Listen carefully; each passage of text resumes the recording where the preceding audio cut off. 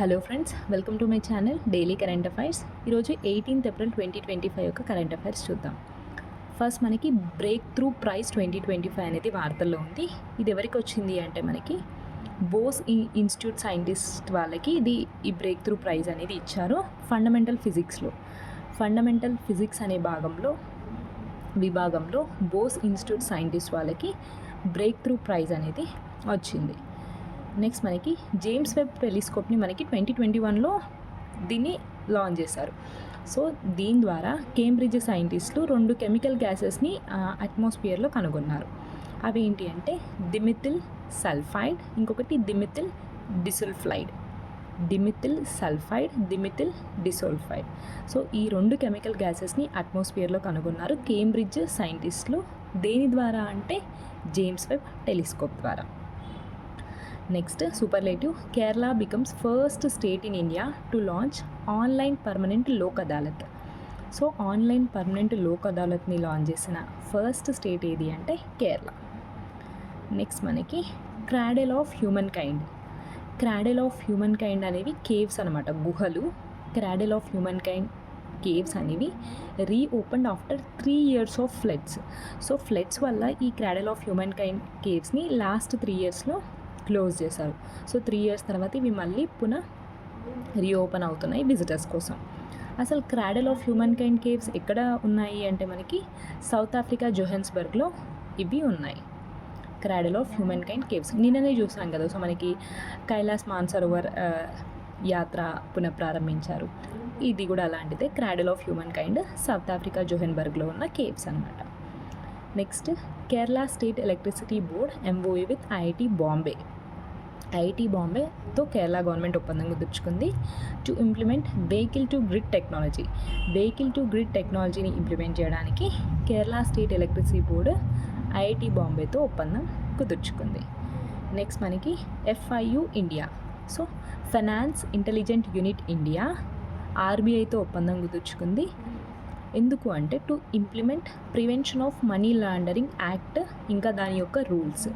So prevention of money laundering act and వాటి యొక్క రూల్స్ని ఇంప్లిమెంట్ చేయడానికి FIU India MoU with RBI అన్నమాట. నెక్స్ట్ మనకి ఇది చాలా important, UNESCO memory of world రిజిస్టర్ని 1992 నుంచి మెయింటైన్ చేస్తుంది. So memory of world register 1992 నుంచి యునెస్కో దీన్ని మెయింటైన్ చేస్తుంది. ఇందులో మన ఇండియా నుంచి భగవద్గీత, సో వేదవ్యాసుడు రాసిన భగవద్గీత, ఇంకా భరతముని రాసిన నాట్యశాస్త్రకి చోటు దక్కింది. సో మెమరీ ఆఫ్ వరల్డ్ రిజిస్టార్లో యునెస్కో భగవద్గీతని ఇంకా నాట్యశాస్త్రాన్ని ఇంక్లూడ్ చేసింది. సో దీంతో టోటల్గా 14కి చేరాయన్నమాట. సో ఇండియా నుంచి మెమరీ ఆఫ్ వరల్డ్ రిజిస్టార్గా ఎన్ని చోటు పొందాయి ఇప్పటి వరకు అంటే 14. భగవద్గీతనేమో వేదవ్యాసుడు రాశారు, నాట్యశాస్త్రానేమో భరతముని రాశారు సాంస్క్రిట్లో. సో చాలా ఇంపార్టెంట్. నెక్స్ట్ మనకి ఇండియన్ రైల్వేస్ ట్రైన్స్లో కదా, సో నడుస్తున్న ట్రైన్లో ఏటీఎంని ఇన్స్టాల్ చేసింది ట్రయల్ బేస్లో. So Indian railways conducts trials run of ATM in moving train అనమాట. సో ఏ ఎక్స్ప్రెస్ అంటే ముంబై మన్మత్ పంచవతి ఎక్స్ప్రెస్లో ఒక ఏటీఎంని ఇన్స్టాల్ చేశారు. ఎవరు అంటే బ్యాంక్ ఆఫ్ మహారాష్ట్ర వాళ్ళు దీన్ని ఏర్పాటు చేశారు. నెక్స్ట్ మనకి 2028 లాస్ ఏంజల్స్ ఒలింపిక్స్. సో మనకి ఒక 2-3 days బ్యాక్ చూసాం కదా. సో 120 years తర్వాత క్రికెట్ ఒలింపిక్స్లో ఆడబోతుంది. లాస్ట్ మనకి 120 years బ్యాక్ ప్యారిస్లో క్రికెట్ ఉండే. ఇప్పుడు మళ్ళీ లాస్ ఏంజల్స్ ఒలింపిక్స్లో క్రికెట్కి చోటు దక్కింది. సో క్రికెట్ ఎక్కడ ఆడబోతున్నారు? సో ఒలింపిక్స్లో ఆడుతుంది, కాకపోతే ఏ సిటీ క్రికెట్ని హోస్ట్ చేయబోతుంది అంటే పొమానా సిటీలో క్రికెట్ ఆడతారనమాట. సో పొమానా సిటీ అనేది సౌత్ కాలిఫోర్నియాలో ఉన్న ఒక సిటీ అనమాట. 2028 లాస్ ఏంజల్స్ ఒలింపిక్స్లో క్రికెట్ పొమానా సిటీలో ఆడతారు. సో ఇండియా నుంచి 6 teams ఇందులో పార్టిసిపేట్ చేయబోతున్నాయి. నెక్స్ట్ మనకి Asian development bank, so Asia అభివృద్ధి బ్యాంకు. సో మనకి 2024 December 31 వరకు ఇండియాకి ఎంత లోన్ ప్రొవైడ్ చేసింది అంటే $59.5 బిలియన్ ఇండియాకి లోన్ రూపంలో ఇచ్చింది. వేరే అంటే డిఫరెంట్ స్టేట్స్కి ఇచ్చింది అనమాట. సో టోటల్గా $59.5 బిలియన్ అనమాట. నెక్స్ట్ మనకి JD Vance. So US vice president, so మనకి భారత మూలాలు ఉన్న వ్యక్తి జేడీ వ్యాన్స్ గారు నెక్స్ట్ వీక్ ఇండియాకి రాబోతున్నారు. పిఎం మోడీని కూడా మీట్ అవ్వబోతున్నారు. సో జేడీ వ్యాన్స్ మనకి 50th, so 50th vice president of US. అదే ట్రంప్ అయితే 47th ప్రెసిడెంట్. నెక్స్ట్ మనకి India IBCA headquarters agreement అనేది జరిగింది న్యూఢిల్లీలో. So India sign IBCA headquarters agreement.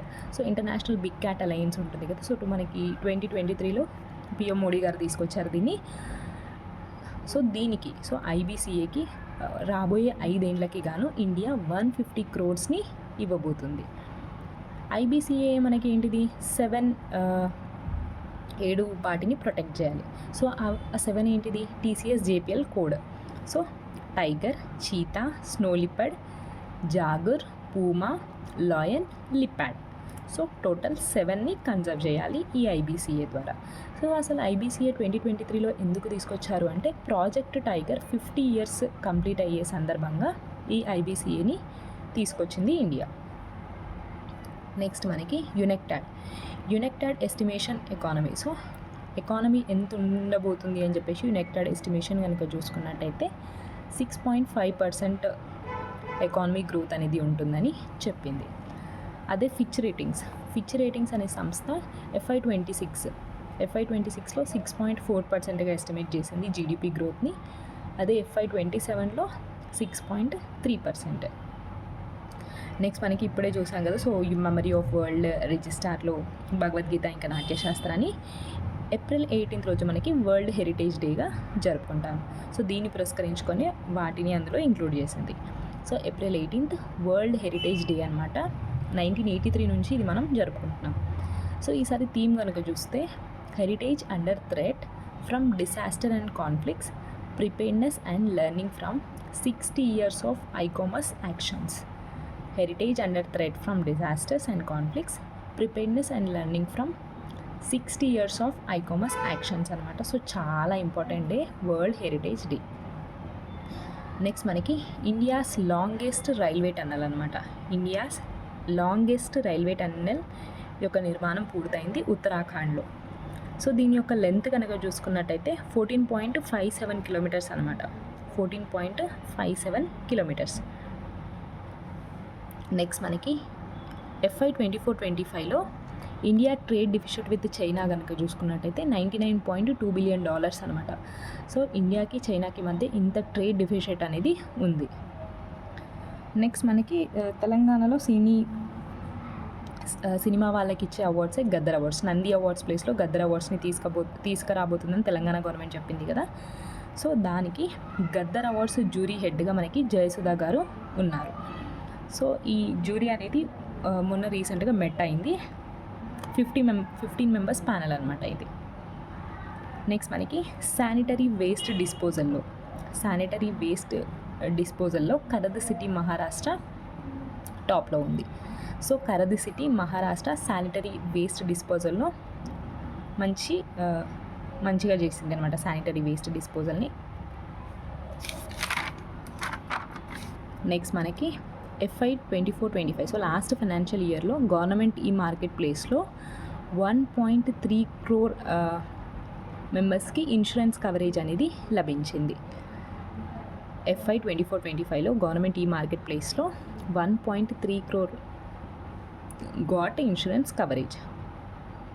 Next మనకి తెలంగాణ గవర్నమెంట్ ఒడిస్సాలో నైనీ బ్లాక్ని ప్రారంభించింది. ప్రారంభించింది తెలంగాణ గవర్నమెంట్ అంగుల్ డిస్టిక్లో. నెక్స్ట్ మనకి స్ట్రీ సమిట్ అంటే ఏంటి అంటే, సో మనకి ఇది ఉమెన్స్ అండ్ చైల్డ్కి సంబంధించిన ఒక సమిట్ అనమాట. హైదరాబాద్లో జరుగుతుంది. దీన్ని ఎవరు నిర్వహిస్తున్నారు అంటే హైదరాబాద్ సిటీ సెక్యూరిటీ కౌన్సిల్ వాళ్ళు దీన్ని నిర్వహిస్తున్నారు. సో దీని యొక్క మెయిన్ ఎయిమ్ ఏంటి అంటే ఉమెన్స్కి రెస్పెక్ట్ కానీ ఈక్వాలిటీ కానీ ఎంపవర్మెంట్, సో వీటిని అందించడానికి ఈ స్ట్రీ సమిట్ అనేది నిర్వహిస్తున్నారు. నెక్స్ట్ మనకి భాషా సమ్మాన్ యువ పురస్కారం అనేది గిన్నారపు ఆదినారాయణ గారికి వచ్చింది అనమాట. సో ఓయూ అసిస్టెంట్ ప్రొఫెసర్గా పనిచేస్తున్నారు. ఓయూలో అసిస్టెంట్ ప్రొఫెసర్గా పనిచేస్తున్న గిన్నారపు ఆదినారాయణ గారికి భాషా సమ్మాన్ యువ పురస్కారం అనేది లభించింది. సో ఇది ఫ్రెండ్స్ 18th April 2025 యొక్క current affairs. So thank you so much.